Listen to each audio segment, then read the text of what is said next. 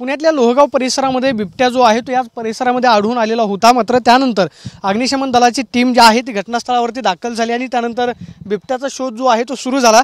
सध्या आपण पाहतोय की अग्निशमन दलाची टीम जी आहे ती या ठिकाणाहून बाहेर पडते, कारण या संपूर्ण परिसरामध्ये बिबट्याचा शोध जो आहे तो या टीमकडून घेण्यात आला आणि आपण पाहतोय की बिबट्याचा शोध घेतल्यानंतर ही अग्निशमन दलाची टीम जी आहे ती सध्या या ठिकाणाहून बाहेर पडते।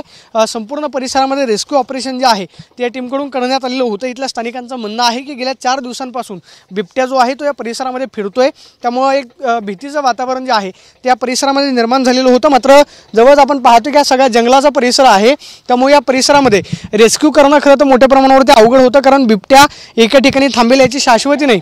त्यामुळे खरं तर रेस्क्यू या संपूर्ण परिसरामध्ये करणं हे अग्निशमन दलाच्या जवानांना कठीण जाते। त्यामुळे आपण पाहतोय की रेस्क्यू करून ही जवानांची टीम जी आहे ती सध्या या ठिकाणी घटनास्थळावरून बाहेर पडलेली आहे। मात्र सध्या तरी या संपूर्ण परिसरामध्ये भीतीचं वातावरण जे आहे ते निर्माण झालेलं पाहायला मिळते। कॅमेरा पर्सन तुषार ननावरेसह मी प्रदीप कापसे, TV9 मराठी, पुणे।